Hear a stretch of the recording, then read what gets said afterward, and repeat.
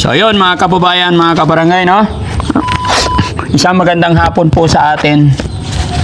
Magandang gabi na po kasi anong oras na? Alas 5 na. Kaya kumusta po kayong lahat mga kababayan? Sana po nasa mabuti tayong kalagayan. Kaalis lang po ng ating mga karpentero, mga mason, sila foreman. Kaalis lang po nila. Kaya kung mapapansin ninyo, medyo magulo pa dito. Dahil syempre alam nyo naman sa mga construction, every Saturday ang salary. Kakaalis lang nila, napasweldo natin na rin natin sila. At nagkataon mga kababayan kung bakit may pera pa dito, dahil pitsa 15 ngayon, kalagitnaan ng buwan.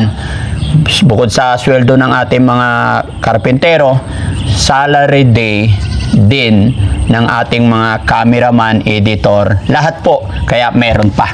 Pero syempre mga kababayan, mga kabarangay, bago po natin sila pasweldoin, dito ka lang Mingming ha. Balikan kita dyan ha. Sagot. Gusto lagi nakatabi kay Daddy Frankie yan. Bago po mga kababayan, bago ko pasweldoin tong ating mga cameraman, ang Team Daddy Frankie, papasilip ko lang sa inyo yung ginagawang shelter sa taas. Samahan nyo po ako. Okay? Tara.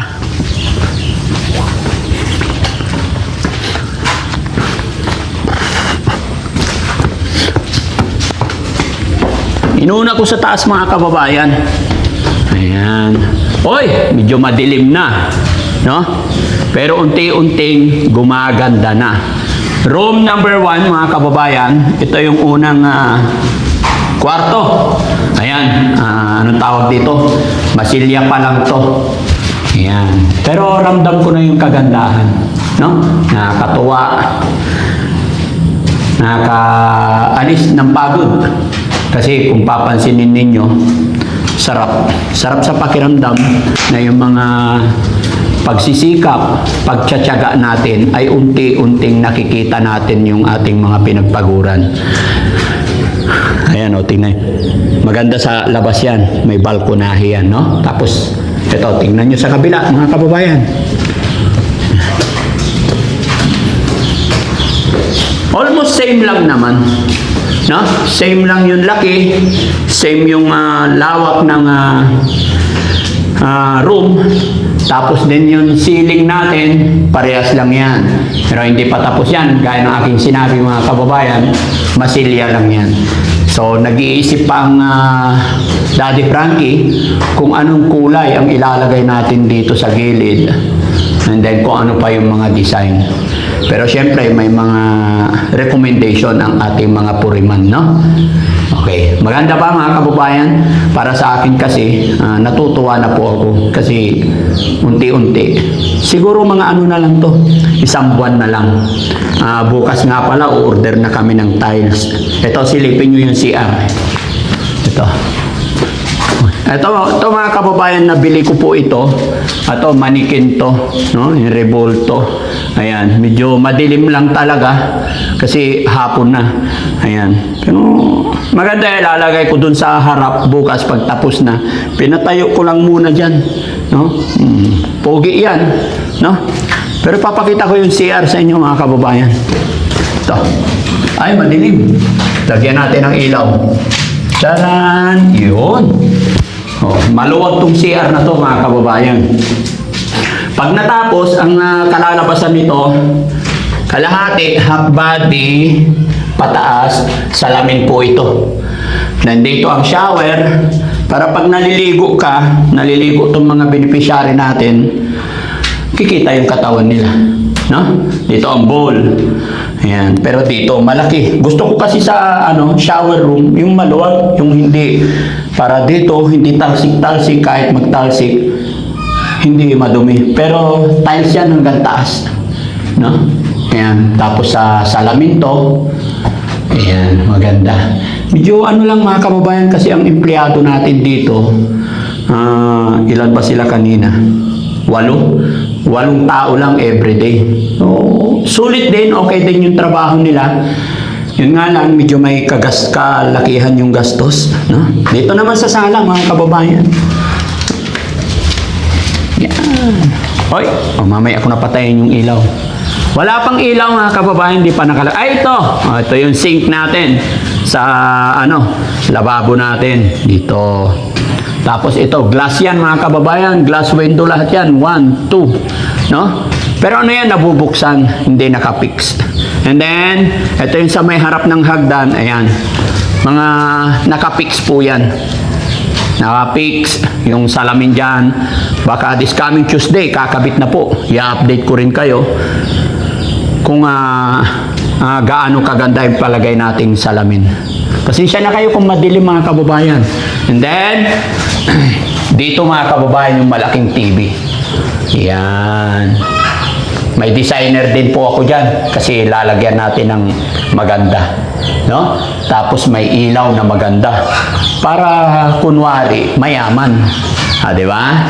At syempre, ang hindi maiiwan kung matatandaan nyo, lahat ng bahay na pinapagawa ni Daddy Frankie, hindi po nawawala sa design, unang-unang pinag-uusapan. Pinapakiusap ni Daddy Frankie, yung altar. So, dito, yung altar. Lalagay ako altar dito maganda. Naka-ready na po yung outlet para may ilaw. Lahat po ng bahay na pinapagawa ni Daddy Frankie, mga kababayan, nakasama lagi sa plano yung altar. Kasi nga, bawat lakad, bawat plano ng inyong lingkod, nauuna ang ating Panginoon. No? Di ba? Napakaganda. At ito, yan, tiles po ito lahat mga kababayan. Gaya natin sinabi, babuka ay Monday, bibili na kami ng tiles. Bigyan nyo ako ng idea kung anong magandang kulay ng tiles dito. No? Ito. Dito pa lang sa taas mga kababayan. Marirelax ka na. Marirefresh ka na. Di ba? Kasi matatanaw mo doon yung mga gulayan natin. Di ba? Tapos pag gusto mo ng pinapaitan, pwede po. Merong kambing diyan. Ayan, gusto mo rin ng kaldereta, may kambing diyan sa gilid, no? Ilan yan? 4 yan nakaraan eh. Niluto ni Aya yung isa kahapon. Ayan, no? Kaya nga po napilay-pilay na si Kuya Sam eh. Kaya iwas muna. Di ba? Dito pa mga kababayan, medyo maganda rito. Ayan. Ginawa kong design ng bahay, may pasyalan sa labas. No? Ayan. Tapos kung medyo nabubugnot ka, pwede kang tumingin sa malayo. Bukid yan. Di ba? Ang ganda, ang saya. So, okay? Bago magdilim, pasweldohin na natin sila mga kababayan. Di ba? Baka patayan na ako ng camera ng mga cameraman natin. Hindi natin napasweldo. Let's go! Ayan, salamat. Ay, pakipatay yung ilaw sa, Ayan. Ito yung harap mga kababayan. Ito yung harap. Siyempre, pagpasok mo sa shelter, makikita mo yung ilong ni Daddy Frankie nakabalandra dyan. Di ba? Daddy Frankie, charity vlogger. Anak ng Pangasinan. Pagpasok mo sa shelter, Daddy Frankie makikita mo. At tingin ka sa taas, yan po yung shelter mga kababayan. Diyan po titira ang ating mga alaga. Pero gaya na aking sinabi, huwag po kayong mag-alala. Naka-design po yan, safety, salamin, and then may grills po yan. Siyempre, number 1, isipin natin yung kaligtasan nila. No? Kaya masaya ang inyong lingkod mga kababayan.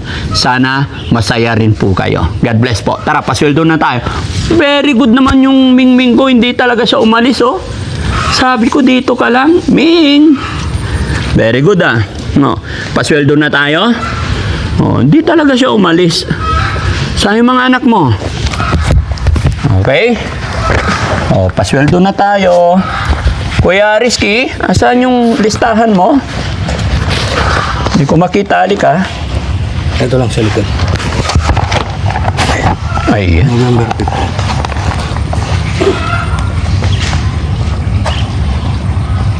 5. Oy. Okay.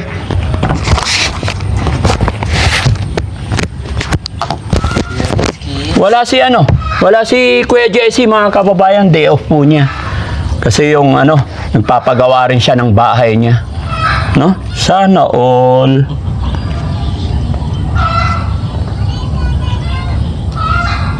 Okay na. Ma'am, cut nyo muna. mamaya.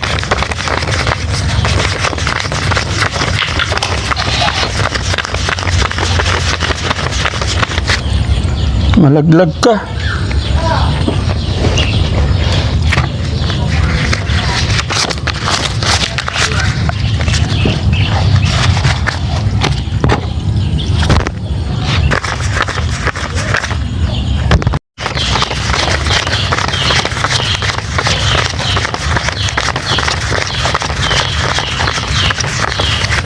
Para kay Ken, Sige po, Dad. kay Kuya Sam,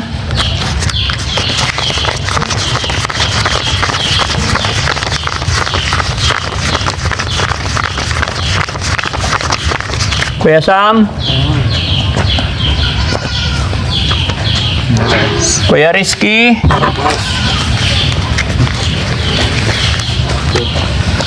ayan, Kuya Chano,